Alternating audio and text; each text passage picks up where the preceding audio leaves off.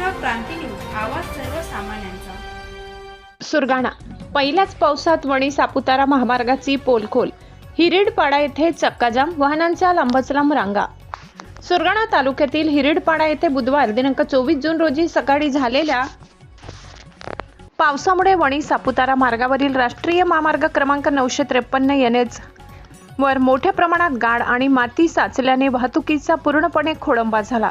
पुलावर माती आल्यामुळे अनेक वाहन चालकांना तासनतास अडकून पडावे लागले आणि परिसरात चक्काजामची परिस्थिती निर्माण झाली.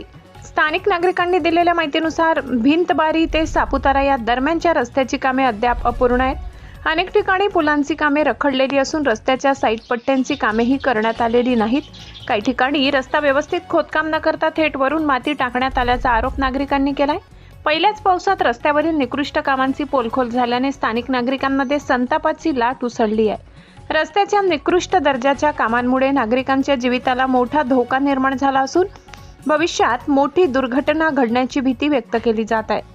या प्रकरणी संबंधित ठेकेदार आणि अधिकाऱ्यांवर कठोर कारवाई करण्यात यावी अशी मागणी स्थानिक नागरिकांनी केली आहे.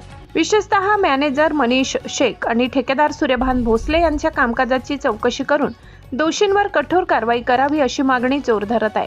दरम्यान पहिल्याच पावसात महामार्गाची झालेली दुरावस्था पाहता प्रशासन आणि संबंधित विभागाच्या कामकाजावर गंभीर प्रश्नचिन्ह निर्माण झाले असून तातडीने दुरुस्तीची कामे हाती घेण्याची मागणी नागरिकांकडून करण्यात येत आहे.